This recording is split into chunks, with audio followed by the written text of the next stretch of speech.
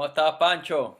Saludos, ¿cómo va todo, coño? Un fuerte abrazo, hermano. Igual, la última vez que nos vimos surfeamos en Machuca con Magnum, ¿te acuerdas? Me acuerdo, claro. Inolvidable, y con mi hijo Alberto, se Con- fue a California ayer, salió, ¿no? Después de estar un mes aquí. Ay, qué chévere, men. Pues yo estoy acá en California, en Oceanside. Ah, pues voy a pedir tus datos para que un día se junten, ¿no? Él lleva ya Claro, 12 años viviendo en Encinita, da clases de música en varias escuelas y toca en varias bandas, ¿no? Sí, claro. Bueno, una de ellas es Ginger Roots, ¿no? sí, pero ya lo dejó, ya está, tienes otro grupo, ¿no? Qué Sí. chévere, men. Bueno, excelente. Claro que sí. Ahí me pones en contacto luego. ¿Cuándo vienes por acá? Espero que pronto. De acuerdo, Ha- nosotros nos Hace estamos quedando falta en la la... casa de Javier Gorbea.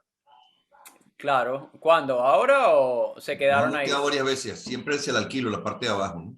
Sí. Ah, qué chévere. Bueno, yo tengo una historia con Javier que justo antes del huracán María yo le estaba alquilando la parte de arriba y justo la noche antes dejé todas mis cosas.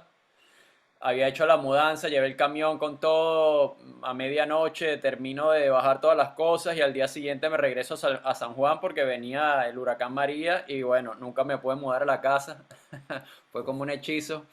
Vino el huracán, se llevó, ¿sabes? O sea, la planta de arriba quedó destruida, todos los ventanales se los Se llevó, rompieron. ¿Y tus se cosas rompieron. también se perdieron o no? Mis cosas se dañaron, todo se dañó, olvídate, fue un caos total. Con suerte, eh, Michael Gutiérrez, que vive, Sí, ¿sabes? lo conozco, Unas sí. casas más arriba, me ayudó a sacar todo eso de ahí. Conseguimos un storage y así fue como pude resolver y me regresé a San Juan y bueno, y después de al mes me vine aquí a California y desde entonces estoy acá en California. Bueno, estás en un buen lugar también, ¿no? Un lugar bien chévere. Sí, no, no, está bien. Pero bueno, esa fue mi historia ahí con Javier Gurbea y sí.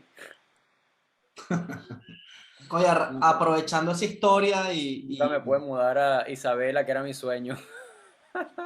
bueno, todavía estás a tiempo. Ah, no, de seguro. Ahí vamos a ver si negociamos un terrenito pronto. Amén. Bueno, para comenzar y aprovechando que arrancaron con esa historia, este, Pancho, yo lo acabo de conocer acá, Sakit ya lo conocía, Juani también lo conocía, referido por muchas de las personas que hemos entrevistado, como Lucas, como Francisco Bielsa, Martín Toro, etcétera. Y bueno, honrados de tenerte aquí en el podcast y comenzamos con la pregunta clásica, que es ¿cómo comenzó para ti toda esta jornada del surfing, ¿no?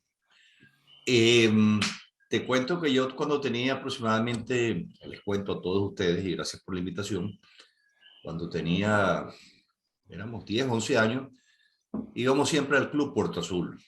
Mi papá, que en ese entonces era un gran deportista y toda la vida fue un gran deportista, él nació en un pueblo que se llama Medina del Campo, muy cerca de Madrid, de España, y fue la primera persona que trajo el piragüismo a Venezuela, trajo un kayak marca Clipper, que era de lona con estructura de madera, y siempre remaba. Se levantaba a las 7 de la mañana, iba, por ejemplo, de Puerto Azul a Punta Pie, a Camurí, iba también a Cari, a Nare, y siempre iba solo en esas travesías porque no había cultura de deporte ni de piragüismo, y lo veían como un personaje súper raro, ¿no? Él remó toda su vida en Valladolid, en el río Pisuerga, y estuvo en el equipo de España también en competencias. De hecho, ganó el descenso del río Sella, es una de las travesías más importantes que hay a nivel mundial. Viene gente de todas partes de Europa, Estados Unidos, del mundo, y la ha ganado como 4 o 5 veces en su categoría, ¿no? En varias edades que estuvo compitiendo. Y mi papá siempre nos decía a nosotros, hablando en Porta Azul era el arquitecto ingeniero Camejo, Octavio Camejo, que construyó el club, nos decía, esta playa oceánica fue construida para que los jóvenes como ustedes hagan sur, le decían la tabla hawaiana. En ese entonces no había ni tablas, no había sur, no había nada, pero había esta persona que estaba años luz, que era Octavio Camejo, estaba años luz en diseño, fue el que diseñó y hizo el morro también en Puerto La Cruz. O sea, que él diseñó Él fue el arquitecto del Club Puerto Azul. y Él diseñó esa playa oceánica en base a que a crear olas, a a crear ayudar al olas, sí. porque Oh, wow. En Puerto Azul se crearon dos playas, una playa mansa, que era completamente para bañarse, para nadar, para los bebés, para jugar en la arena, etcétera, y estaba la playa oceánica que se hizo para justamente correr olas, era la playa de olas, ¿no? Oh, wow. Y él tenía ese concepto de, mira, esto va a ser para hacer tablas hawaianas, ni siquiera se conocía el nombre de surfear, ¿no? ¿Y cuántos años tenías tú cuando esto? Wow, buena pregunta. Yo tendría ahí como 11 o 12 años y empezaron a traer tablas de afuera. Gordon Smith, eran los hermanos Aispurua, Caico y Luisito. No había nadie que hiciera tablas en Venezuela, ni se además, nadie sabía los fones, el glaseado. Bueno, era algo muy solamente de Estados Unidos. Me acuerdo que una tabla en ese entonces costaba, puesta aquí en Venezuela, $400, que para nosotros en ese entonces, estoy hablando de 40 años o 40 y pico de años, era una fortuna, ¿no? El tener una tabla era un súper privilegio. Y gradualmente empezaron a traer tablas, empezamos a hacer unas 5 o 6 personas. La playa de Puerto Azul tenía una punta pegada al río Neguatá excelente, habían unas olas excelentes y era una playa muy consistente, con viento, sin viento, siempre había algo, siempre te podías meter. Y una de las cosas más sabrosas del trópico, como bien sabemos, ahora estamos en Puerto Rico, que llevamos un mes pasándola súper chévere, surfear en agua caliente, y ustedes lo saben, surfear en agua caliente, en trópico, eso no tiene precio, ¿no? Y a cualquier hora del día te puedes meter y empezamos a surfear. Se empezó a conocer un poco los Caracas también, se empezó a conocer los Cocos, ya había gente que surfeaba en los Caracas, en los Cocos, en Puerto Azul y en Camurí. Esos fueron, yo creo, que los primeros 4 puntos donde se empezó a surfear en el litoral, en Vargas. ¿Y consideras tú que posiblemente Puerto Azul haya sido como la playa origen donde se comenzó a surfear en Venezuela? Yo creo que la playa origen es que era un grupo muy reducido, tener una tabla era súper difícil. Pienso yo que fue simultáneo también, ¿no? En los Caracas, por ejemplo, los de Puerto Azul eran los cifrinitos, teníamos esa etiqueta, ¿no? Los de Camorí, bueno, ni hablar, aunque había muy poca gente. Los Caracas y los Cocos eran mucho más sueltos y había gente también que empezó a hacer. Yo me recuerdo que los grandes surfistas en esa época, que por cierto viven uno en Encinitas, Johnny Flores, excelente surfista, tenía un backside increíble en los Caracas. Estaba los hermanos Aispurua, Luis y Caico Aispurua, estaba Pepo Conbella, el chino, no me acuerdo el apellido, y había un grupo de gente ya avanzada en esa época que también viajaba, podían traer tablas, y gradualmente fue creciendo este vivero de chamitos, porque todos éramos muy jovencitos y siempre fuimos apoyados por nuestros padres, ¿no? En el caso de mi papá, pues él súper, todos los fines de semana bajábamos a la playa con esa fiebre de surfear. eh, Obviamente familias muy unidas y todo el mundo a través del deporte pues era súper más unidos, unos en el piragüismo. Puerto Azul fue una cuna a nivel mundial donde se hacían los campeonatos de Sunfish a nivel mundial, internacional, en vela, en pesca también. Fue un paraíso. Vargas fue un paraíso en todas las actividades, donde había gente que venía de todas partes del mundo. Yo me acuerdo de los hoteles, el Sheraton y el Meliá, eh, venía la tripulación pues de todas las líneas aéreas, estaba el Torero, habían bares súper chéveres, y estaba el Club de Surfing Los Cocos, estaba en Los Caracas, estaba Puerto Azul. No había rivalidad, había un ambiente muy sano, nos conocíamos todos, éramos muy pocos en el agua, surfear era como una fiesta entre amigos, bien interesante. Sí, qué bonitos recuerdos, ¿no? Esa época, estamos hablando Estamos hablando en en el los año 70. 1900, ya te voy a decir, yo me gradué en el año, ah, yo me gradué en el 75. Estamos hablando, sí, más o menos en los años 1970, 65, 67, por ahí. Sí. Y después a los Increíble. 18 años me fui a California, que era mi sueño de toda la vida, donde quería estudiar educación física y donde era una carrera que no se conocía absolutamente nada porque no había ni gimnasio ni personal training. la gente se reía de mí, decía, oye, pero tú vas a California a surfear, esa carrera de estudiar educación física, eso ni existía, ¿no? Existía en la Universidad de San Diego, que en ese es DSU, que en ese entonces, San Diego State University, que en ese entonces tenía el programa de educación física más completo de todos los Estados Unidos.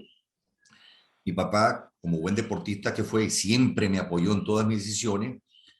Me dijo, mira, hay dos opciones, que vayas a Rusia a estudiar educación física o que vayas a California. Me conseguí una beca porque nadaba en ese entonces en el equipo de natación de Venezuela y afortunadamente me salió para California. Si me hubiera salido para Rusia, yo creo que salgo corriendo, me quedo en Venezuela, ¿no?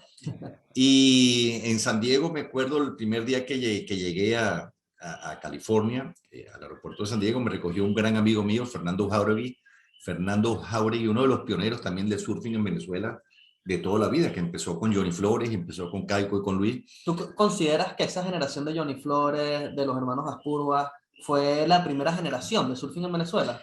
Sí, sí, que yo tenga conocimientos. Yo Claro. creo que fue la primera generación y además una generación todos muy buenos surfistas y empezaron también todos a viajar, etcétera. Y me acuerdo que mi primer viaje a California, llegando al aeropuerto, no sabía inglés, entraba, no había, en Venezuela no había televisión a colores. Así que imagínense el tiempo que estamos hablando, ¿no? Retrocediendo al túnel del tiempo. Y me acuerdo que yo echando decía, oh, yo voy a ir a California y voy a ver televisión a colores, voy a ver un montón de canales. Bueno, para mí eso era mi sueño, ¿no? Y surfear wow, era una fantasía. Afortunadamente mis padres me apoyaron, me conseguí la beca por el Mariscal de Ayacucho, entré directo en el programa, empecé a estudiar en el Palomar College, que ustedes lo deben de conocer, los que viven en California. Claro. Estaba en Miracosta College, el Palomar College. Inmediatamente que me enrolé en las clases, me metí en el equipo de natación y estuve nadando con el equipo por 2 años y empecé, bueno, a surfear ese paraíso. Era el único extranjero en el Palomar College y era el único extranjero en la Universidad de San Diego. Me veían como si fuera algo rarísimo, pero exótico y a la vez es súper friendly, todo el mundo súper amigable. Y me acuerdo mi primera anécdota que se la estaba contando a mi hijo Roberto, que está aquí observándome, muy pendiente de lo que hablo.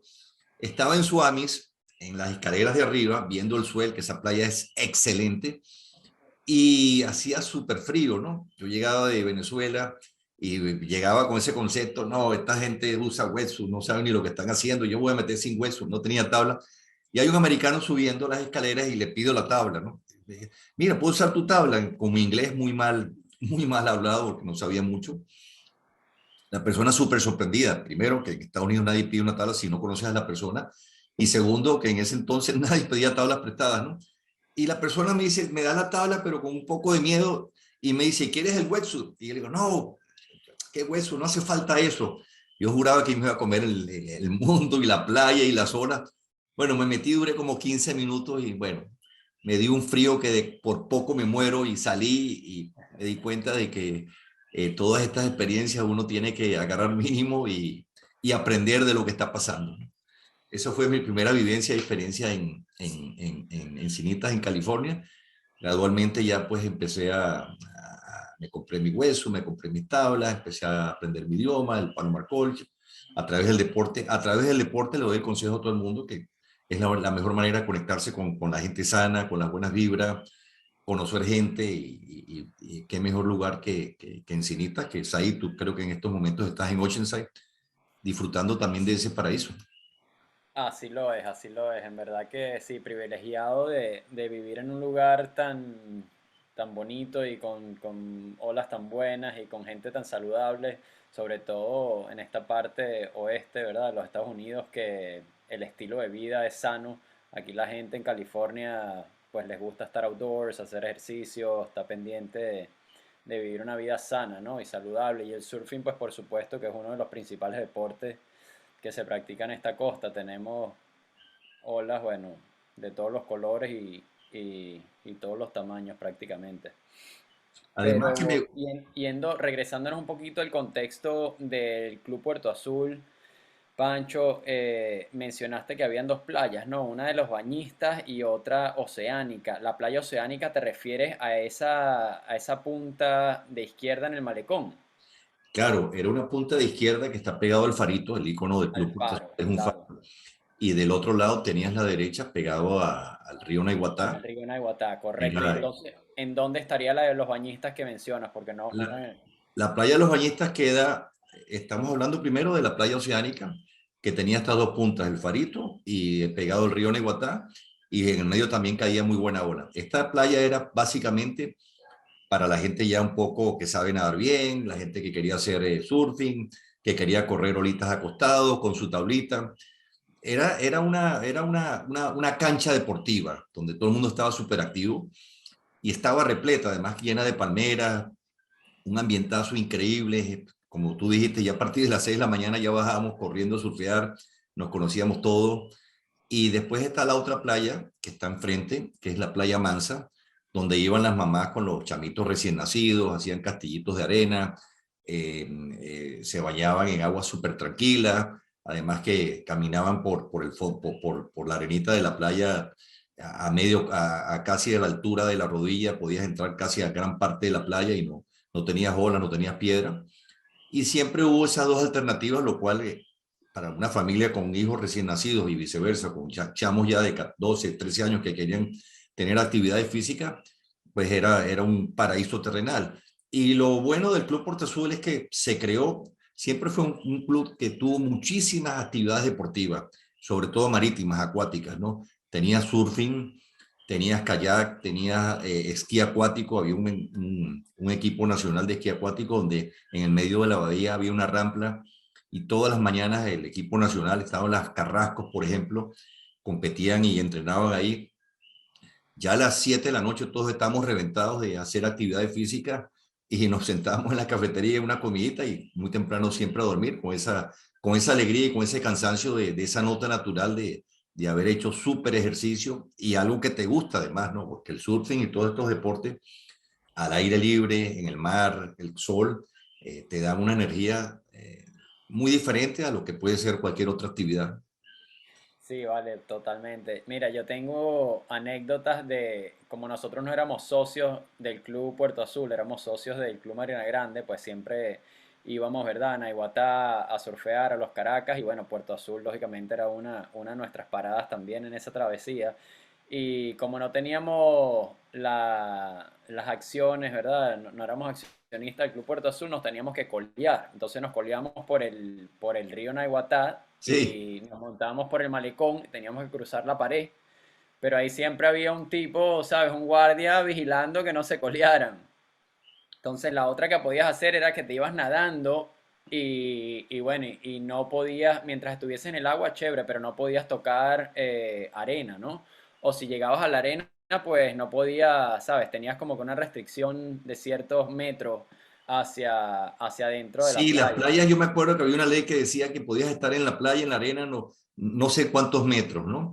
Y había mucha gente que se coleaba y los vigilantes estaban súper pendientes. En ese entonces había muchísima vigilancia y estaban bien mano dura con la gente que se coleaba, ¿no? Y me acuerdo que de ciertos metros hacia adelante, ahí ya no podías tocarlo, pero si te quedabas en la orilla no te podían sacar del club. No, Y pero bueno, por lo menos con olas, ¿verdad? Cuando habían sueles, pues lógicamente el agua llegaba mucho más adentro, ¿no? O sea, se agarraba sí, bastante, bastante playa y si se te iba la tabla, algunos guardias lo que hacían era que te la agarraban por haberte me acuerdo, coleado, ¿no? O sí, sabían que eras sí. coleado, te agarraban la tabla y, oye, eso después era, bueno, una travesía para poder recuperar esa tabla. Wow. Un lloriqueo, sí, me acuerdo de eso, ¿no? Pero siempre hubo, yo creo que los surfistas de Puerto Azul, siempre que venía alguien de fuera, sobre todo ustedes, conocidos, gente buena, pues eran Sí. siempre bienvenidos y muchas veces yo hablaba inclusive con los guardias y con los policías, oye, vale, ese es amigo mío, déjalo pasar, yo me hago responsable, yo lo voy a invitar a comer a la cafetería o había la Uchilita que estaba pegado a la playa oceánica donde habían empanadas, cachapas, etcétera. Y había muchas alternativas para todos compartir sanamente.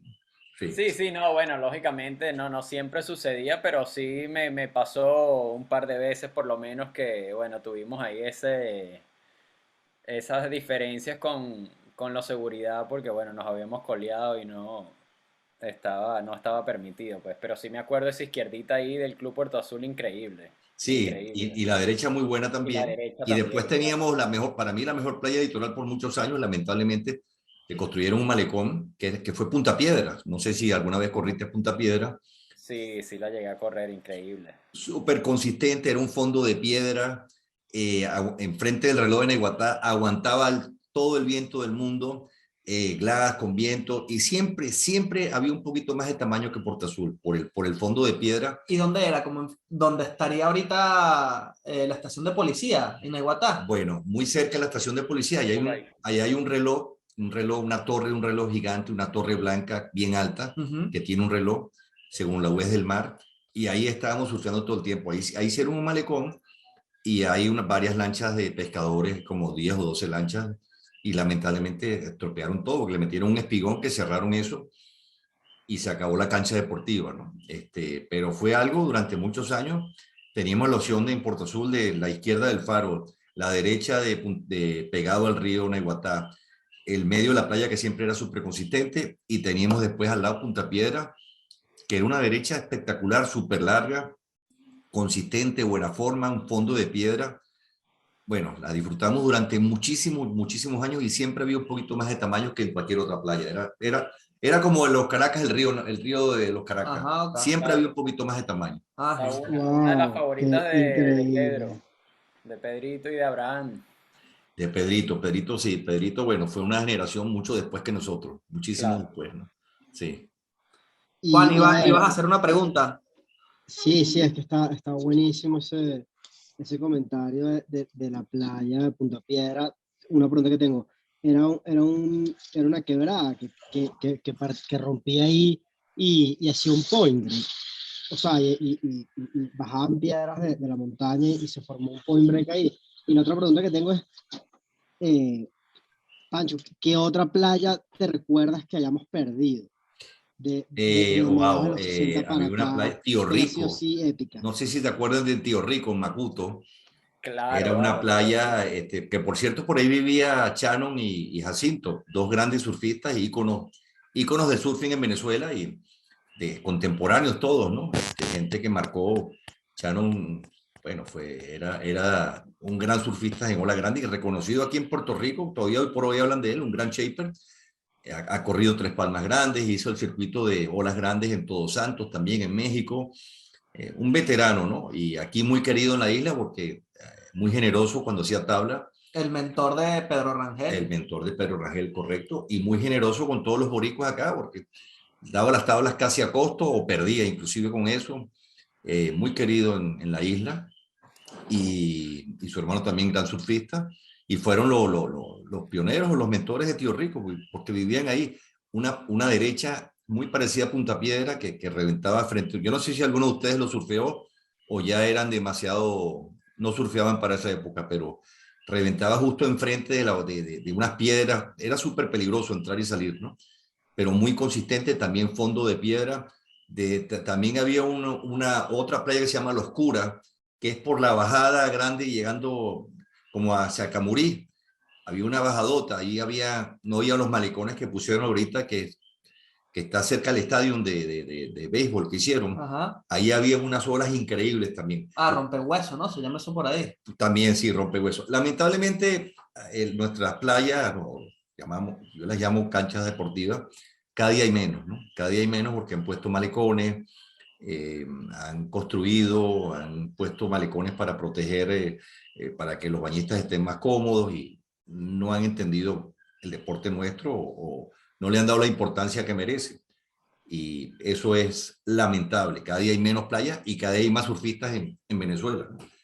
En Venezuela y en todas partes del mundo ya hay muchos shapers en Venezuela, las tablas son asequibles, es fácil conseguir una tabla usada también y el deporte pasa de generación en generación. En el caso mío, yo empecé a surfear con mi hermano que se llama Iván también. Después les hablo un poco de nuestras aventuras en California, en Hawái, de Ronald Takayama. Hay mucho material interesante que compartir con ustedes. Y mis hijos todos surfean también y hemos pasado un mes ahora en Puerto Rico en estas Navidades 2021 y divinos, ¿no? Surfeando todos los días, compartiendo, levantándonos temprano. Llegamos en la noche reventados y alegres y felices de haber surfeado. Mira qué buena bola, mira. hay tantas playas aquí y hoy en día el que no tiene una ilusión y un deporte como es el surfing, pues se apaga, ¿no? Y hay que estar activo hasta que Dios lo permita, en movimiento todo el tiempo, ¿no? Sin duda ¿Sabes alguna. qué, Pancho? Eso me lleva a otra pregunta, que es que de esto mismo que estás hablando, ¿en qué momento viste que se explotó el crowd en todos estos años? Que dijiste, mierda, ahorita sí. No sé, porque el surf ha tenido muchos booms. Han habido varios, en diferentes décadas, ha explotado el deporte y supongo que con eso se ha multiplicado la cantidad de surfistas en el crowd. Eh, ¿Cómo has visto esa Oye, transición excelente con pregunta el y pasar de los años? precisamente eso lo estaba hablando aquí con los que estamos en Puerto Rico. Cada día hay más gente. Yo entiendo que el localismo, yo no te conozco, vienes de afuera, la gente, los americanos comprando las tierras aquí en Puerto Rico, por ejemplo, pues ya se siente el localismo y se siente un cierto resentimiento también, entendible 100%. Antes surfear, primero, no había internet, no había celulares, no había manera de informar a nadie. Yo me acuerdo que cuando habían olas, como haciéndome un gran favor, que le pagaba un sueldo mensual al policía, al guachimán o al salvavidas de Puerto Azul, le decía, por favor, si hay olas, llámame, te voy a dar, tú dime qué quieres, ¿no? Y cuando me decía hay olas, bueno, ahí no teníamos carro ninguno de nosotros tampoco, ¿no? Y bajamos en autobús hasta la Plaza del Silencio agarramos otro autobús hasta Vargas, hasta La Guaira, bueno, era un proceso y teníamos las tablas en Puerto Azul, en los lócares, y siempre nos movíamos de esa manera, ¿no?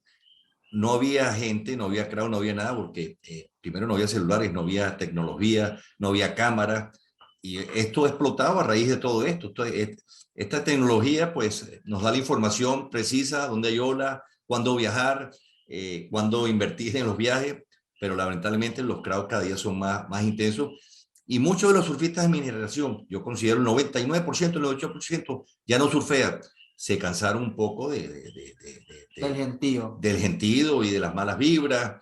Y además ya uno tiene una cierta edad que te dicen, voy pure, y tú dices, coño, ¿cómo que pure? O sea, te toman desde un punto de vista como un viejito ya, y el espíritu de viejito, nada, uno cada día está más chamo, yo creo en ese sentido que resucita. Pero sí ha sido intenso el crowd y a veces peleas en el agua también, y el surfing ha explotado de una manera sumamente comercial y agresiva también, ¿no? Un, Súper agresiva. un año en particular que tú hayas dicho que, por ejemplo, en Venezuela, que dijiste, wow, hay notoriamente una cantidad de surfistas mucho mayor a la que había antes. O qué sé yo, O sea, Por creo que es ejemplo, difícil, creo que es difícil decir no, Pacho, no te interrumpí nada más y decir que respondiste muy bien la pregunta, porque es difícil ponerle fecha, pero básicamente explicaste que fue con el acceso a la información y el acceso al surf report, que explota el surf y que más gente baja a surfear y creo que hace muchísimo sentido. sí, ya con la tecnología, pues esto ya es muy fácil saber cuándo hay olas y obviamente con tan pocas playas que tenemos en Vargas, uno viviendo en Caracas, pues lo más cerca es Vargas, es ir a los Caracas y es ir a Los Cocos, es ir a Peluda, que más o menos revienta también. Pero lamentablemente Puerto Azul ya se ha estropeado mucho porque le construyeron un espigón en el medio de la playa. Ese espigón, tú vas en el recorrido de la ola y básicamente está en el medio y chocas, ¿no? Tienes muy poco recorrido en la ola y hay mucha profundidad también en la playa oceánica de Puerto Azul. Tiene que estar sumamente grande para que reviente, el recorrido es corto. Hicieron en el espigón pegado al río Neguatá, hicieron un malecón muy largo también, la ola casi ya no entra. Es otra de las playas que lamentablemente hemos perdido y ya no tenemos esa comodidad que era estar en el club con las comodidades, con la seguridad sobre todo, no salir del club y tener el grupo de surfistas, todos conocidos, familias, etcétera, que la pasábamos súper bien. Ya la playa del Club Puerto Azul son muy pocos los días que está corrible por todas estas variaciones que ha tenido, ¿no? Que han construido malecones, que pusieron un malecón en el medio precisamente para que los bañistas estuvieran más cómodos y no se metiera tanto la piedra, que no ha hecho ninguna modificación en mejora de los bañistas. Y yo tuve muchas diferencias con los directivos de Puerto Azul que ninguno surfea lamentablemente, o muy poco. Creo que el único directivo que surfea es Nelson Martínez, y no entendían que eso era una cancha deportiva y que fue diseñada por el Octavio Camejo precisamente para una playa oceánica con olas y para surfear y para que todo el mundo estuviese activo. Para eso se hizo la playa Mansa, pero han estropeado la playa por todos lados y se nos acabó el surfing básicamente en Puerto Azul. Ese malecón fue un obstáculo que pusieron ahí para tener que acelerar el paso y pasarlo o tener que salirte de la ola antes. Sí, A es que veces es choca. divertido. Si vas con el recorrido y Pero, quieres seguir, llega un momento que o te sales o te estampas contra el malecón. Sí. sí. Otro comentario que tenía era que Guachimán Surf Report está buenísimo. Sí, sí. Además que éramos súper caletas, porque cuando el Bachimán nos llamaba, nos callábamos eso, o sea, eso era sagrado. Lo que sabíamos 2 o 3 personas, bajábamos y llegar a ese paraíso que era el club en ese entonces y estar 2 o 3 amigos en el agua, 2, 3, 4 días pegados y nunca decíamos nada, o sea, lo guardábamos, ese secreto era tesoro, ¿no? Y al vigilante igual también lo teníamos comprado en el sentido que, mira, infórmanos calladito y esto es nuestro, ¿no? Y era la manera como nos enterábamos de todo, sí. Oye, y un poco construyendo en esa metodología de tratar de encontrar o de tener información acerca del reporte de las olas, cuéntanos un poco cuál era como ese equivalente al viajar, ¿no? Cómo tú programabas un viaje sin saber si iban a estar bueno o no, cómo era esa dinámica de viajar, que ahorita contaste que tienes viajes a Hawái, obviamente Puerto Rico. Obviamente uno viajaba a lo desconocido, pero eso era lo bonito, ¿no? Ya no te importaba si iban a ver si las olas iban a estar muy buenas o no. Lo que más te importaba era que sabías que iba a haber poca gente. Y ya con eso ibas a estar feliz. Yo siempre he dicho que el mejor surfista no es el que mejor surfea, sino el que más se divierte, ¿no? Y yo veo, por ejemplo, que íbamos, inclusive ahorita este viaje en Puerto Rico, que hemos estado días, ha estado increíble diciembre también, y con gente súper buena nota, chévere, Magnum, Simón, mis hijos Alberto y Roberto. Hay otros venezolanos que me siento muy orgulloso de todos los venezolanos que están en Puerto Rico, porque todos han puesto nuestro país y la bandera bien en alto, todos son súper queridos por los boricuas. Uno tiene el Arepas to Go, José Luis, increíble persona y ayuda a la comunidad. Magnum con sus entrenamientos, su escuela de surfing, su representación de tabla. Simón, súper buena vibra también con sus trabajos aquí en las redes sociales. Y yo se lo decía hoy, y siempre lo comento, todos los venezolanos que he conocido en Puerto Rico, en el área oeste, en Isabela, en Aguadilla, todos son exitosos, todos son queridos, todos son sanos y todos aportan trabajo a los boricuas y aportan trabajo a todo el mundo. Y eso es súper positivo. Entonces los viajes los planificamos, era como una medicina. Yo no sé si van a haber olas o no, pero me voy con un grupo de gente súper chévere. Sé que no va a haber gente, sé que no va a haber crowd, sé que no hay información de ningún tipo. Nos íbamos a lo desconocido y eso era lo bonito de los viajes, que de repente venía un swell y la pasábamos increíble y súper poca gente. Y hoy en día, a la edad de uno, que ya pues lo que quiere es paz en el agua, eso es lo que uno más disfruta, sin lugar a dudas, ¿no? Poca gente, ¿no? Aquí, de hecho, en Puerto Rico y en Venezuela, yo ya no madrugo. Yo me he ido a los Caracas a la punta de surfear a las 5:30, 6 de la mañana, y de repente somos 10 personas y a los 10, 15 minutos, 40, 50, 60, y se pone súper intensa la cuestión. A las 10:30, 11, 12 del mediodía, baja el crowd, baja la intensidad, hay más viento, las olas no están tan buenas, pero el solo hecho de estar menos gente en el agua, lo preferimos 1000 veces. O sea, la playa es para ti y estás mucho más relajado, disfrutas mucho más. ¿Alguna anécdota en particular, alguno de esos viajes? Por ejemplo, a Sí, ese que mencionaste de yo iba a Hawái, preguntar Wow. rapidito. Takayama. Fíjense, Yo iba a preguntar cuál fue el primer viaje que hiciste, porque es interesante. Empezaste a el surfear primer viaje a que mediados de hice los 60. O sea, tiene que fui haber sido. mucho a Barbados, ¿Y en qué año? con el Chino Planchar, que era muy conocido en el área de Báchiva, era muy querido por los locales, él y el hermano Antonio, y Barbados era un paraíso. Inclusive surfeamos en verano, surfea el softball y está Báchiva. Y en invierno corrimos muchas veces el West Coast, el lado oeste de la isla. No sé si ustedes han ido a Barbados, que está Tropicana, Sandy Lane, Dopey Umbrella, Make Off. Son playas de invierno pero excelente, y había poco crowd también, ¿no? Y que además quedaba cerca de Venezuela, y eran viajes muy cortos también. En ese entonces la moneda era súper fuerte y podía uno viajar también, ¿no? Había mucha ayuda de los padres y cualquier persona viajaba. Venezuela fue en ese entonces el país del mundo que tenía más vuelos diarios por cápita en relación a su población durante muchísimos años. Yo me acuerdo que cualquier persona, una recepcionista, una secretaria, se iba a Nueva York por 4 días y nos decían los tabaratos, compraba todo y regresaba, bueno, cargado de mercancía, de felicidad y de todo, ¿no? En ese entonces era muy fácil viajar también. Y esos viajes a Barbados fueron mis primeros viajes. También estuve en Tobago, increíble, y no había ese localismo que hay hoy en día.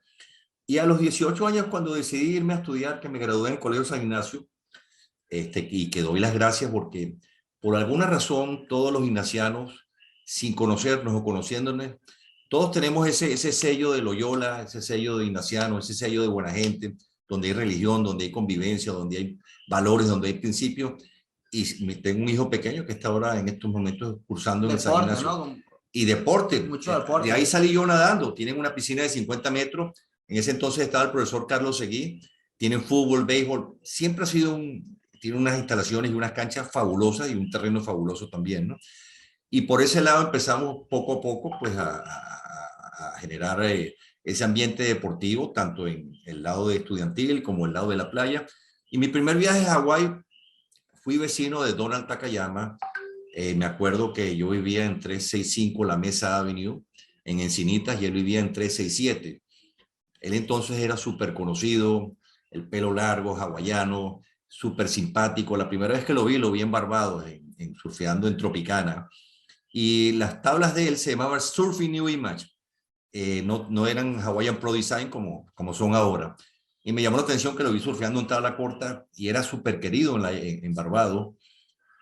A raíz de eso, cuando me mudé a Encinitas, que tenía 18 años, justo da la casualidad que me mudé al lado de la casa de él y lo abordé. Con mi mal inglés en ese entonces le dije que lo había visto en Barbados, que yo quería una tabla de él. Y en ese momento hicimos muy buena relación. Siempre me invitaba a comer a su casa, surfeábamos juntos. De hecho, fue a Venezuela y se quedó en mi casa. Fuimos a la Isla Natividad varias veces, fuimos a Ensenada, a Rosarito. Una pregunta, ese cuento, nosotros tenemos un cuento aquí en el podcast donde Donald fue a Venezuela y se metió a surfear en Los Cocos, que en la primera ola se guaypió, que no se esperaba, que las olas estaban súper buenas, de hecho estaban como de 4 o 5 pies sólidas ahí en Los Cocos y la primera se guaypió, que no se esperaba surfear olas de ese calibre en Venezuela y que después llegaron los policías a sacarlo y se tuvo que salir remando por el otro lado. Ese viaje fue cuando se estaba quedando en tu casa. Ese viaje se quedó en mi casa con mi hermano. Yo en ese entonces vivía en Inglaterra, en Londres. Yo no lo vi. Él venía de Perú, de un campeonato mundial, y me contó eso. En ese entonces, la única manera de comunicación era el correo, cartas. Qué interesante, qué bonito y qué chévere era escribirnos, ¿no? Y el correo funcionaba. Hoy en día, yo creo que escribir una carta, eso ya no se ve ni por ninguna parte del mundo. Y cuando a mí me llegaban esas noticias de Donald y me contó esto y me decía, Panchito, te extrañamos, estoy surfeando olas de 6, 7, 5 a 7 pies en Los Cocos y agua caliente, me subrayó eso de warm water, pero con mayúsculas me lo puso, ¿no? Y hoy en día yo entiendo lo que es el agua caliente y tú sabes, ustedes que están en California, no hay nada más sabroso que surfear en traje de baño sin hueso y sin nada de esto, ¿no? Y me acuerdo que Donald me escribió diciéndome que pasó por el malecón, porque se quedó en el Sheraton en esos días, y tenía 2 tablas, un longboard rojo que me lo dejó, y tenía una tabla corta que era 7.4, 7.5, round tail, me acuerdo, ¿no? Que también me lo dejó. Y se metió en Los Cocos, se metió por el malecón con olas grandes, no entendía la dinámica, pero vio las olas súper buenas y él en ese entonces estaba súper fit. Y la primera ola que agarró me dijo que guaypeó, ¿no? Y la segunda ola, pues ya le empezó a agarrar el swing y eso. Cuando vino Poli Vargas y los policías y lo sacaron en lanchita y todo el mundo corriendo, este hombre, nadie entiende lo que pasa en nuestro país si no naces ahí, ¿no? Y se reía y me decía qué pasaba, le decía a mis amigos qué pasaba, le decía a mi hermano que no entendía absolutamente nada. Lo tuvimos que sacar y llevar al Sheraton y protegerlo diciendo, mira, este es un embajador del mundo hawaiano que vino aquí a visitarnos y hablar con los policías. Mi hermano habló diciendo que por favor no se lo llevaran preso o no lo martillaran también.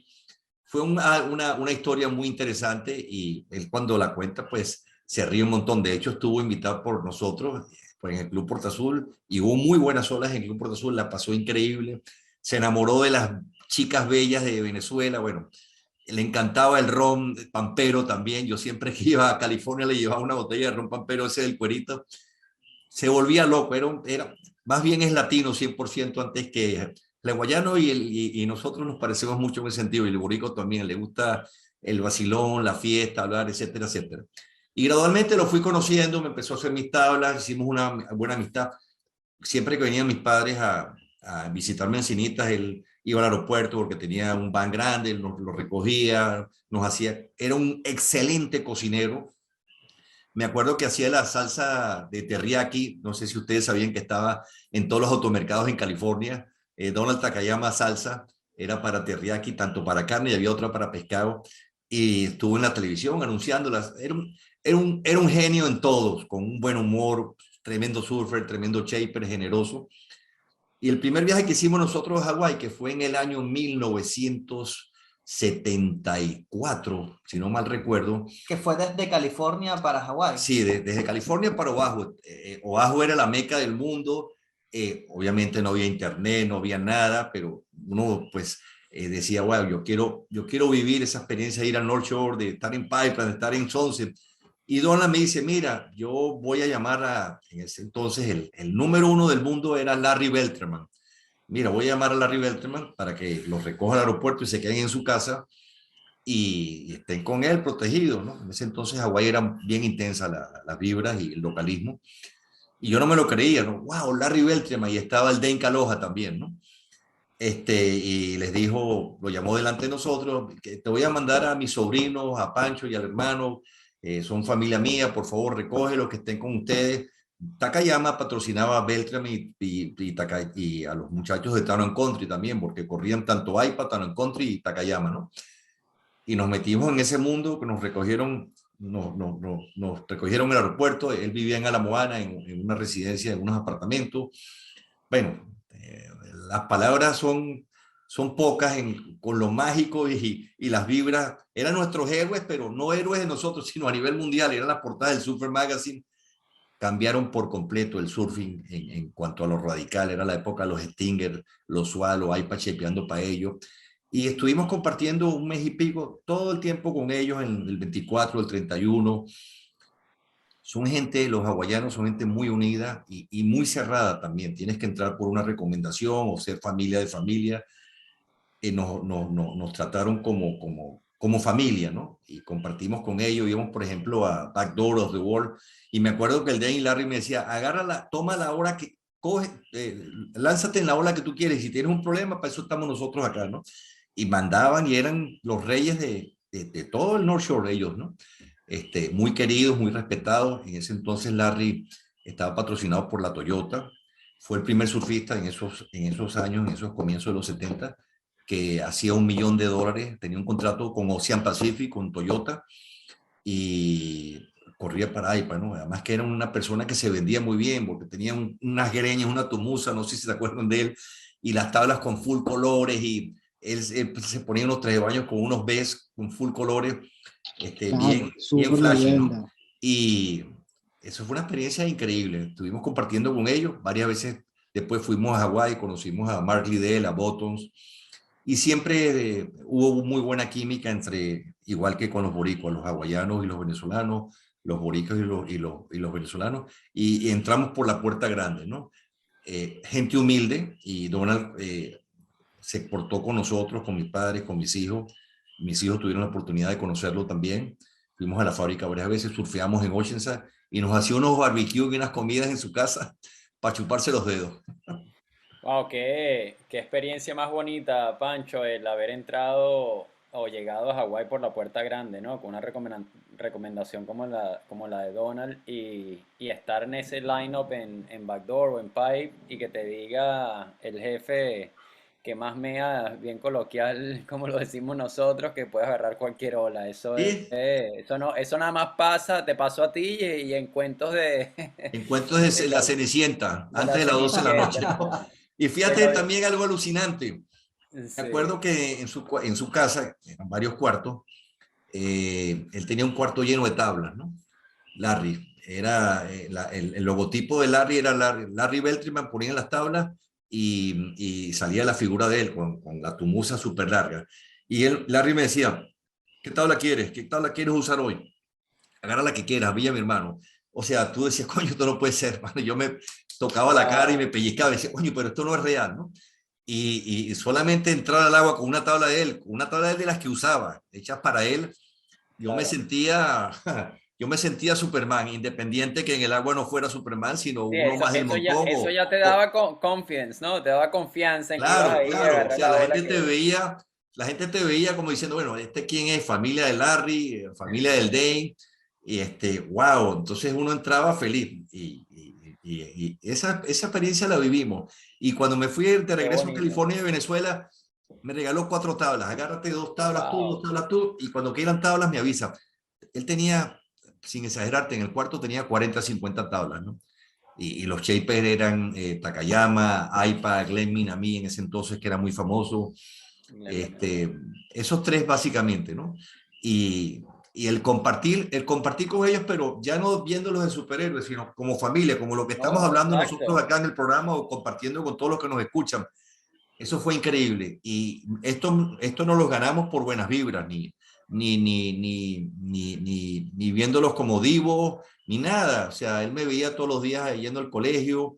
Yo corría en la playa de Stone Step, surfeábamos y hubo una buena energía y todas las tardes a golpe de 6 me invitaba a un barbecue en su casa y vivíamos al lado. Yo caminaba, él me buscaba, surfeábamos. Fue una relación muy bonita y muy humilde y muy sincera además. ¿Mantienes esa conexión, Pancho, con Donald? Lamentablemente Donald falleció hace 12 años, se nos Ah, fue, cierto. se nos fue.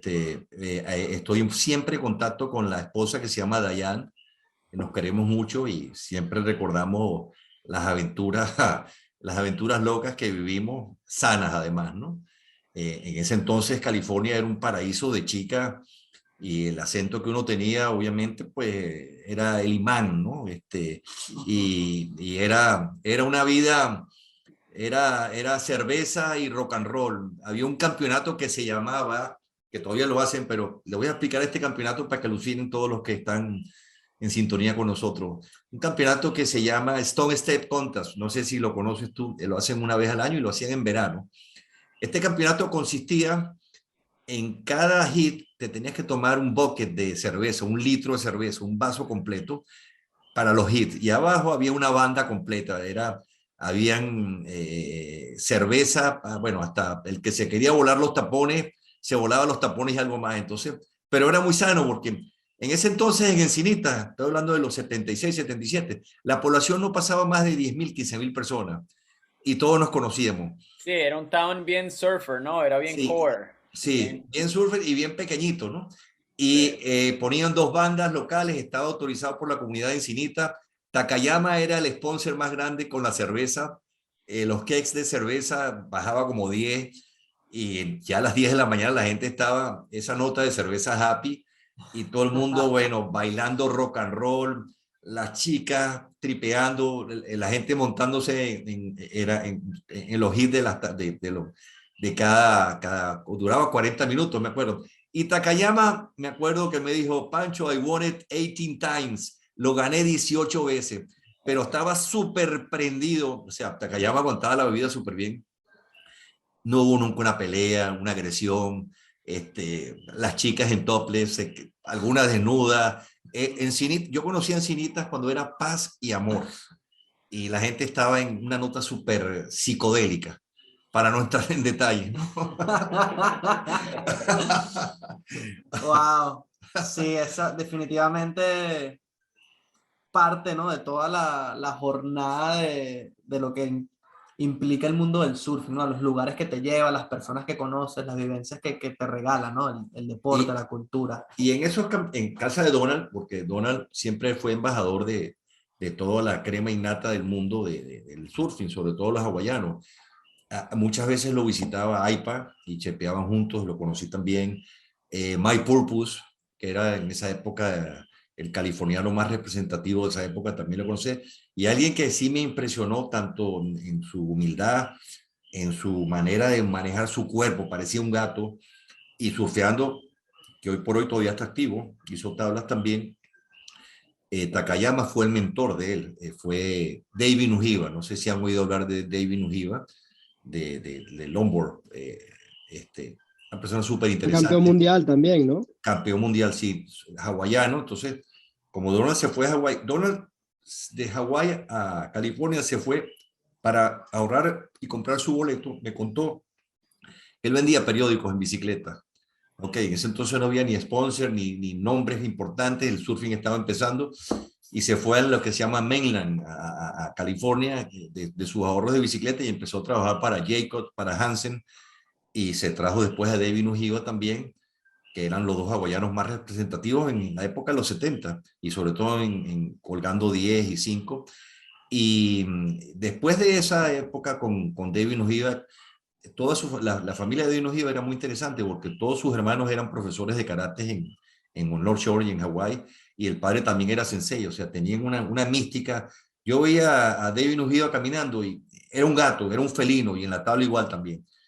Y tuve el honor y el orgullo de conocer también, y era un chamito que fue, Takayama fue el que lo manejó y fue el mentor de él, a Joel Tudor. eh, lo conocí cuando tenía 12, 13 años y ya era un fenómeno. Y Takayama siempre me decía, este va a ser el futuro del longboard, porque era súper radical, súper fluido. Y además él vivía en Solana Beach y Takayama lo cogió para su Team Rider y siempre estaba con él, lo llevó a Hawái, lo llevó a un montón de sitios. De hecho, lo curioso hoy por hoy es que Joel Turo montó una academia de Jiu-Jitsu, es campeón mundial de Jiu-Jitsu. Mi hijo Alberto está haciendo Jiu-Jitsu con él, lo conocen muy bien y siempre se recuerdan y hablan de Takayama. Y una de las razones por que Joel Tudor empezó a hacer Jiu-Jitsu, una vez en Hawái, hace como 20 años, le dieron una golpiza, ¿ok?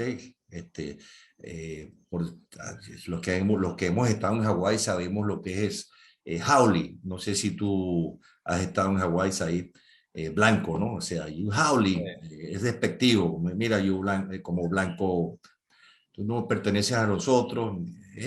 Había mucho localismo, no he ido últimamente ni quiero ir porque estoy feliz aquí y ya mis expectativas de surfing por mis años pues han bajado muchísimo. Pero yo me acuerdo de que a Joel lo agarraron varios y lo reventaron. Y Joel, eso salió en el Sport Illustrated, en un interview que hizo, que dijo, más nunca me van a dar a mí una paliza. Y empezó a hacer Jiu-Jitsu en Oceanside, una academia muy conocida de los hermanos Grace, que son los brasileños. Y me acuerdo en la entrevista que hablan de él, el sensei, cuando lo vio, Joel era flaquito, es una persona más o menos de estatura normal también, un poco alto, y decía, pero ¿qué hace este? Como lo veía como desgarbado, ¿no? Como sin ningún tipo de músculo ni de cuerpo, nada, flaquito y eso. Y en un año, el sensei puso que en un año era el estudiante más avanzado que está haciendo Jiu-Jitsu. Hoy en día es campeón mundial, tiene su propia escuela, la mudó a Encinitas, la tenía en Solana Beach. Y me dice mi hijo que a veces da las clases y cuando pelean, combaten, ya en varios combates ha estado con varios, peleando con varios de los profesores de ahí o de los mejores alumnos súper avanzados. Y me dice que pelea como si estuviera jugando y que en varias peleas se le ha pasado porque hace presión, hace torniquetes, hace llaves, es el judo brasileño, y que lo ha desmayado sin darse cuenta, se le dio un poquito la mano y inmediatamente pues le sube las piernas y otra vez vuelven a la realidad. Pero es una persona súper completa en ese sentido. Yo creo que una persona que ha surfeado también toda su vida, pues se le da a cualquier deporte súper bien también.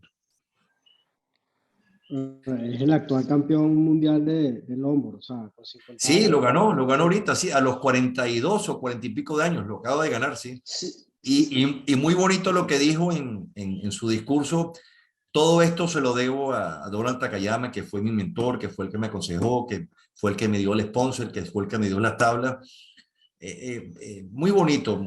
La generación antigua, la generación de los 70, 70 y pico, ha sido algo bien interesante, ¿no? A todas estas, cuando fui mi primera vez a Hawái, que hay tanto material que hablar y a lo mejor me perdona si me acelero mucho, eh, tuve la oportunidad también de conocer a Sean Thompson, que para mí era el mejor en el tubo y en backside también era algo increíble, ¿no? Cuando los australianos llegaron a Hawái, eso fue en 74, 1974, los vi a todos en vivo, compartí con ellos porque nos estábamos quedando había unas residencias en Haleiwa, unos condominios, y ahí se quedaba todo el mundo, ¿no? Y una de las anécdotas súper cómicas que tuvimos fue que, bueno, nosotros veíamos a Sean Thompson, era una persona no solamente gran surfista, con clase, con educación, las mujeres se volvían locos con él, o sea, el North Shore antes, yo se lo contaba a mi hijo hace unos días, por cada mujer habían 15 personas, 15 hombres, y todos súper fuertes, con buena pinta, o sea, era el paraíso terrenal para las mujeres, ¿no? Nosotros estamos ahí un mes, mes y medio, y yo decía, coño, qué difícil es levantarse aquí una mujer o salir con alguien, ¿no? El único lugar que era de fiestas en el North Shore era el Cubilima, no sé hoy en día cómo se llama, ¿no? Y me acuerdo que siempre veíamos a Sean Thompson, era el único que estaba rodeado de hermosas mujeres, coño, y la envidia de nosotros, se nos caía la baba, ¿no? Y en una oportunidad yo estaba hablando con una chica americana lindísima del Cuilima y me dicen unos hawaianos amigos de Donna, mira, no hables con ella, ¿vale? Y le digo, pero bueno, ¿cuál es el problema? Esta chica era la esposa de Rino Avelira. Rino Avelira, no sé si ustedes lo han sabido o conocen su trayectoria, era uno de los hawaianos que tuvo más trayectoria en el mundo de olas grandes en Waimea y era súper una celebridad y aparte pues una autoridad. Cuando me dieron eso, me aparté corriendo de la chica, ¿no? Pero Thompson era el galán de todos ellos y yo le compré a él 2 tablas.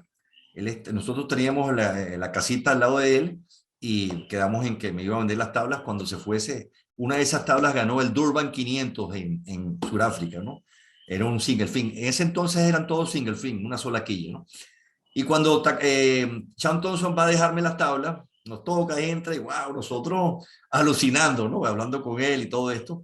Eso fue Pancho acá en California. No, en Hawái, en Hawái. Jaleiva, Ok, en en Jaleiva, Haleiwa. cuando Ok. estaba el tour, cuando empezaba el tour en Pipeline, todo esto. Y teníamos un póster de una chica de Playgirl, en medio de la cocina, lo pegamos y uno de nosotros puso para todo, como si fuera ella, para mis amigos venezolanos, los adoro y los quiero, espero verlos pronto. Y Sean Thompson cuando ve eso se queda riendo y dice, yo estuve con ella en Nueva York la semana pasada y coño, se nos caía la baba a todos.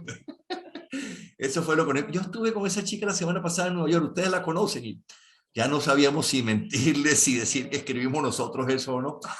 Pero agradezco al surfing, a las grandes experiencias que tuve, al apoyo de mis padres por dejarme ir a los 18 años a estudiar educación física cuando no existía ni gimnasios, ni personal training, ni nada.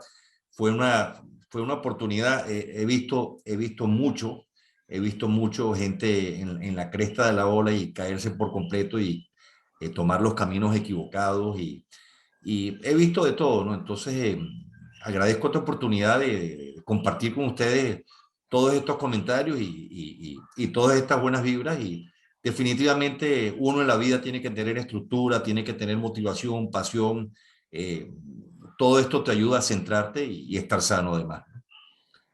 Sí, sin duda el surfing contribuye para que ese estilo de vida sea así, ¿no? Totalmente. Ver un atardecer, estos atardeceres que hemos compartido con Simón y con todo el crew de Puerto Rico, con Magnum, con Raúl, bueno, hay como 7, 8 personas que hemos compartido el 24 y el 31 con una cervecita, viendo el atardecer, la luna llena, quedándonos en un jardín viendo las estrellas. La vida, mientras más simple, más sencilla, más sabrosa y más la valoramos los que estamos en esta onda, ¿no? Y cerca de la playa más rica aún. No, y el olor a mar, eso resucita, ¿no? Y el agua calentica, ¿no? Sí. Pancho, ¿en qué año llegas tú a Puerto Rico? Hace 30 años, 32 años, yo llegué a Puerto Rico. Vine con unos amigos a surfear a Rincón. En ese entonces tengo otra anécdota interesante que compartí con Francisco Bielsa. Uno de nuestros primeros viajes a Puerto Rico fue, sí, esto habrá sido hace 30 años. Eh, Vamos a sacar fechas en el año 78, posiblemente, ¿no? 80. Vinimos a Puerto Rico y lo único que se conocía de Puerto Rico era Rincón. Aguadilla, Wilderness, Surfer, casi nadie lo conocía. Y me acuerdo que vino un suel bien bueno y nos quedamos en María surfeando, ¿no? En ese entonces estaba mi hermano Iván, Francisco Bielsa y yo compartimos durante casi un mes juntos ese viaje tan mágico. Y cayó un suel mágico en Marías, se surfeaba Marías, Doms y Dogman. Y de ahí no salíamos. Era la meca de surfing en el Caribe, era el Hawái del Caribe. Habíamos alquilado un carrito y me recuerdo que Francisco, ojalá y me esté oyendo Francisco para que se ría un montón. Me acuerdo que estábamos surfeando María y Francisco me decía, vámonos a Wilde, que esa playa me han dicho que está mucho mejor y que no hay nadie. Ya María era Crow en ese entonces. Vámonos a Wilderness, que ahí no hay nadie, que no hay nadie. Y se llevó el carro y nosotros en el agua surfeando en María y no nos salimos. Tú estás loco, esta vaina está buenísima. ¿Qué María, ni qué 8 cuartos, qué Wilderness, ni qué nada? Nos quedamos aquí surfeando, ¿no? Él se fue en el carro, de caleta además, ¿no? Después que nos dijo que se iba, ¿no? Y regresó como a las 4 o 5 horas.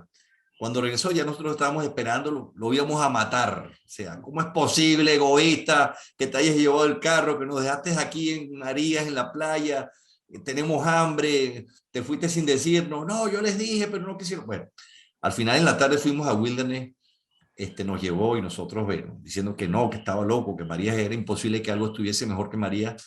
Y cuando llegamos a Wilderness estaba como 3 o 4 pies más grande. En ese entonces era la época de los tinfines. Yo tenía Donald Takayama, tablas pequeñas, 5'6", 5'7", y las olas estarían como de 10 pies para arriba, glass, unas líneas y unos lomos, como él bien dice, increíble. Y efectivamente nos cayó la boca y decimos, oye, mira, estábamos completamente equivocados y estuvimos ahí toda la tarde. Y creo que eso fue uno de los mejores días más intensos y más agradables que he estado en el agua, ¿no? Tenías a Wilderness para ti solo, no se conocía, nadie sabía dónde quedaba esa playa, era algo desconocido, ¿no? Hoy en día obviamente ha cambiado muchísimo, pero ese es un recuerdo que tengo con Francisco inolvidable. Sí, bueno, Wilderness para mí es de las mejores playas sin duda que tiene Puerto Rico, ¿no? Yo he agarrado Wilderness con sueles grandes y es increíble. O sea, Wildo se puede poner de 6 7 pies sólidos y 12 15 pies sólidos también. Pero es una playa que hay que estar en muy buenas condiciones, primero porque las olas son Sí, muy constantes, hay muchísima corriente, la ola es de mucho arrastre. un Lo agua bueno es que suave. aguanta viento, aguanta el tamaño que sea, pequeño, grande, gigante, con viento, sin viento. Y es una cancha que cabe mucha gente también, ¿no? O sea, puede aguantar muchísimas personas, ¿no? Sí. Fantástico. Oye, agradecidos de tenerte aquí, honrados de escuchar todos estos cuentos y estas anécdotas. Nos gustaría tenerte de vuelta para que nos Se- sigas contando. Estoy será. segurísimo que todavía por ahí queda tela para Uf, cortar. muchísimas. Ha sido una experiencia bien chévere compartir con ustedes. Muchas historias, muchos años en el mundo del surfing.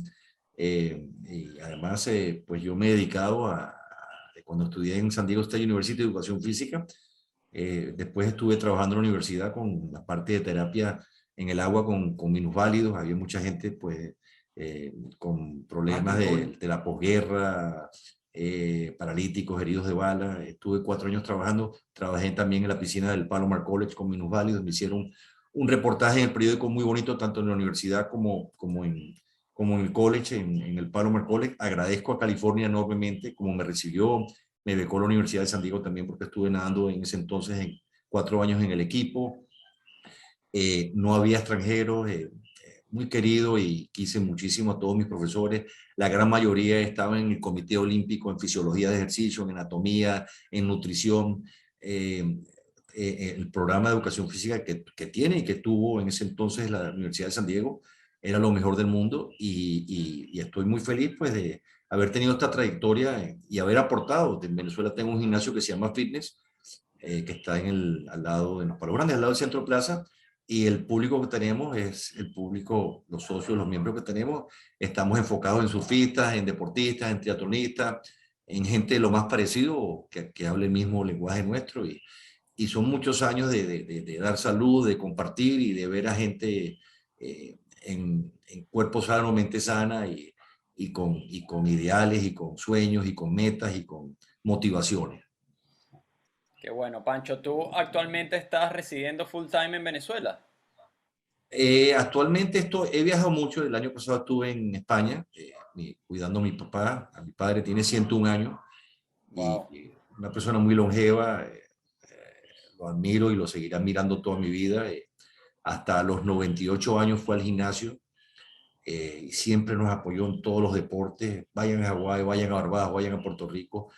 Y ahora, como el mensaje que le doy a todos, a nosotros, nuestros padres lo dieron todo, nos cuidaron, ahora nos toca a nosotros cuidarlos a ellos. Ellos son nuestros bebés en estos momentos, ¿no? Necesitan de nuestro tiempo, de nuestro amor, de nuestra paciencia y de nuestra presencia. Bien importante esto. Sin duda alguna. Hay que retribuir. Es así. Bueno, A agradecido, ver, Pancho, con yo tu tengo una pregunta cuento, con tu... para cerrar. Ah, ok. Pancho, así de los cuentos que vas echando, saco cuenta de que tienes tablas de David Nueva, de Larry Bertelman, de Donald Takayama y de Sean Thompson a lo largo de tu vida. ¿Algunas de esas todavía las tienes en tu Sí, cúter y conservo, aún de los recuerdos? conservo en mi apartamento que tengo en el edificio El Mirador, que es mi nido de paz, amor y de surfing. Entre semana pues me voy para allá. Tiene una vista al mar hermoso, al Club Puerto Azul. Tengo en la pared puesto una tabla, la de Donald Takayama, que me la regaló hace 30, 40 años o más. Un longboard que se llevó a Perú y compitió en él. Un longboard como de 9 pies, 9,6, algo así, con quilla fija y roja además, con el cóncavo de la punta, el nose rider. Y Takayama en eso era, y sigue siendo el mejor de los. Tener una Takayama, una Donald Takayama, un longboard, es como tener un Rolls Royce, ¿no?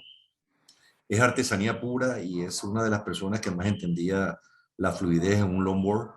Y tengo esa tabla, eso es una reliquia, además que cada vez que entro y salgo y la veo y grandes recuerdos de él, me la dejó como si fuera algo muy especial Porque lo es.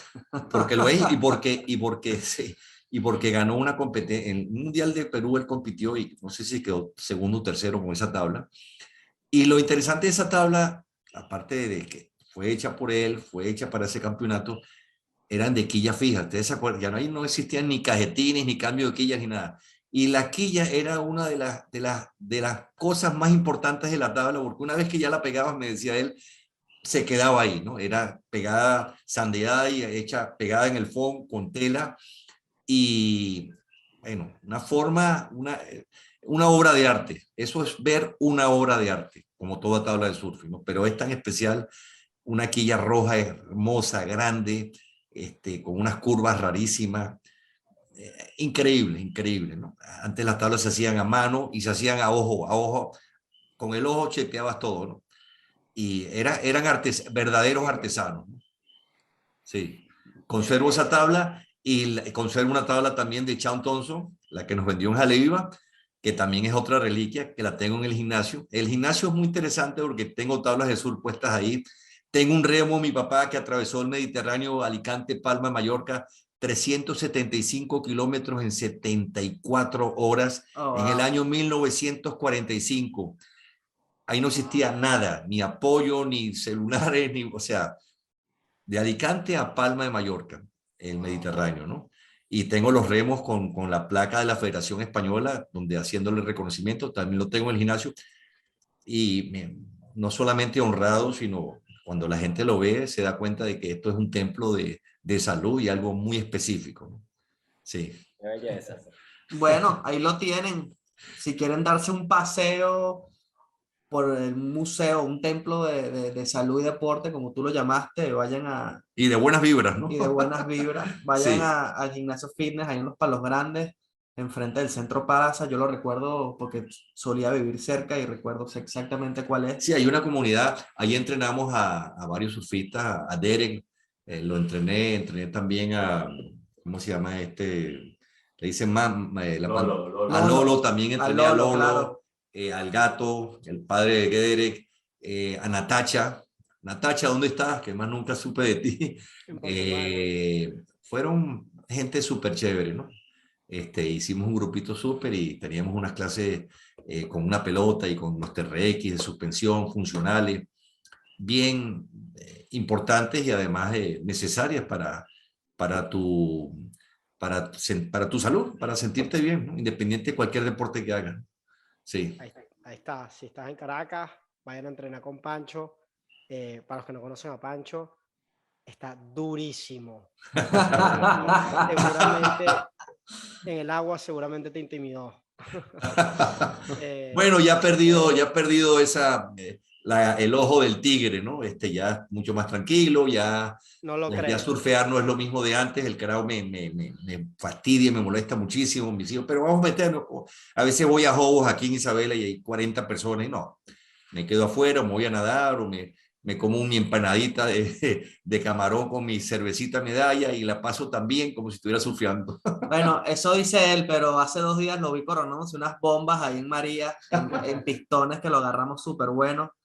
Y sí, sin duda alguna está durísimo en Y el los agua últimos también. dos en salir, me acuerdo, esta anécdota eran casi ya de noche, y me dice, Pancho, somos los únicos, nos queda una horita para salirnos, ¿no? Y esa mirada y esa energía y esa risa que compartimos, esa película la tenemos siempre para toda la vida. Sin Sí, duda alguna. sí. Honrado, Pancho, de tenerte, de compartir contigo, de surfear contigo, de conocerte y de que nos hayas regalado todas tus anécdotas y lo que te regaló a ti el surfing, ¿no? Que es básicamente eso. La juventud eterna, ¿no? La juventud eterna. Y agradezco la oportunidad que me da en este programa en Guatera. Los felicito a ustedes porque he oído varias entrevistas. Han llevado muy bien el programa, han entrevistado gente súper humilde, sencilla, íconos del surfing en Venezuela y lo han llevado de una manera muy fluida, muy familiar. Me he sentido muy cómodo en esta entrevista y las entrevistas anteriores con todo el grupo que han tenido, excelentes también. Han hecho una gran contribución al surfing, que sigan los éxitos, que sigan las buenas vibras y que siga esta parte de educación que están impartiendo para todos los que nos escuchan. Un placer, Pancho, un placer haberte tenido en el programa. Seguro tendremos otro episodio para que nos sigas contándonos esas anécdotas. Claro. Y bueno, un honor. Está pendiente en Tenerlo futuro con las nosotros. anécdotas de Centroamérica, que eso es otro programa. Eso, El me Salvador, encanta. El Salvador, Costa Rica, Panamá, pero eso en otra oportunidad compartiremos mucho más. Claro Sin que duda sí. alguna, por ahí, Un como fuerte dije, abrazo, Pancho. hay Un tela para abrazo, hermano. cortar. Bendiciones. Bendiciones a ustedes, todo lo mejor y seguimos en el camino de la salud, las buenas vibras y la felicidad. Hablemos de surf. Y con el coquí por detrás también. Sí, Exacto. están sonando aquí durísimo en casa de Simón. Para que quede claro que estamos en Puerto Saí, te voy Rico. a mandar el número de mi hijo para que estén en contacto y estén activos, ¿no? Él toca y la van a pasar bien en California y para que tengan gente Me súper encantaría chévere. compartir con él. Ahora por el WhatsApp o algo así intercambiamos números. Claro que sí, claro que sí. Bueno, ahí lo tienen. Pancho Hurtado. Hablemos de surf.